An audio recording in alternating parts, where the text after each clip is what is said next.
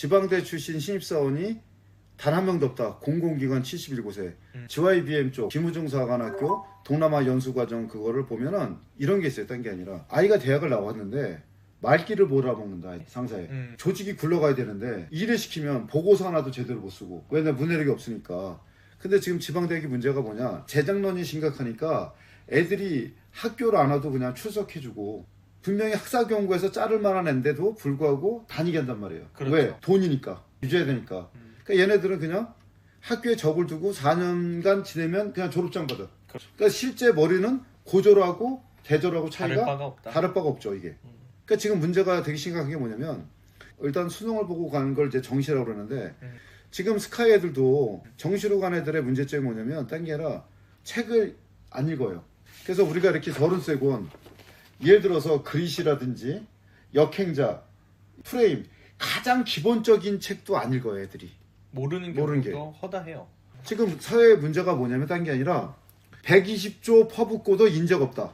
그러니까 노답 공교육. 학생도 선생도 손절. 왜 그러냐면 기업체에서는 경력직만 원해요.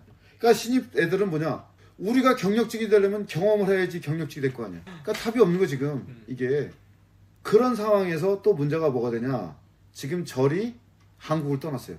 그럼 제가 누누이 말한 게 세 가지란 말이에요. 절이 떠났으면 첫째, 절이 이사 갔어. 그럼 절 따라가야지. 그럼 절이 어디로 갔냐? 미국, 동남아시아, 인도로 갑니다. 인도로 가는 이유는 뭐냐? 딴 게 아니라 인도도 중국과 같은 방식으로 우리한테 수출하고 싶어? 우리한테 물건 팔고 싶어? 그럼 우리 안에서 생산해야 돼. 이게 중국 전략이에요 원래.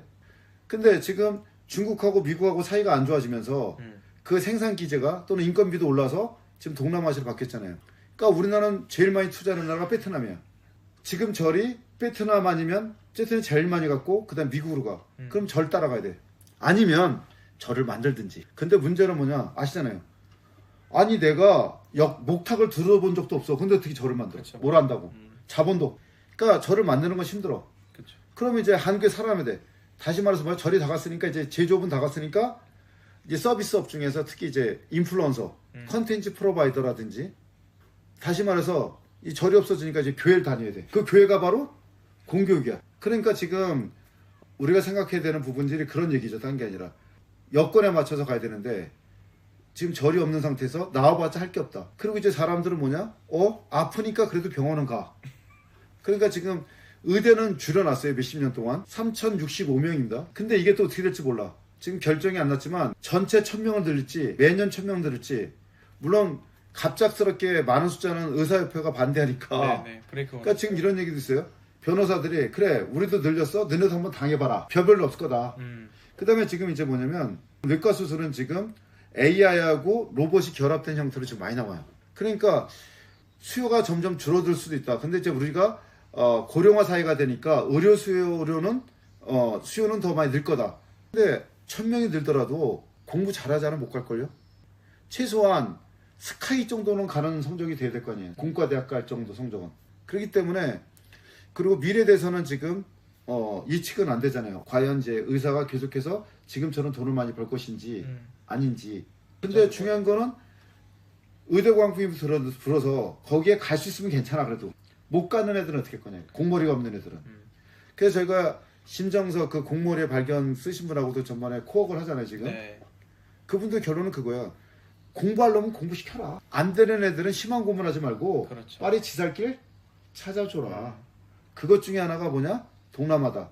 그분은 이제 독일도 얘기했는데 얘기하시더만 뭐냐면 저도 많이 겪어봤는데 인종차별 때문에 못해요. 그럼 멘탈 구조가 안 되는 애들은 독일 같은 데 갈 수가 없어요. 버티기가 어려워요. 버티기가 어렵죠. 그럼 멘탈 구조가 되는 애들은 공부하는 것도 참고 견뎌 사기 때문에 공머리가 있는 애들이야. 걔네들은. 그렇죠.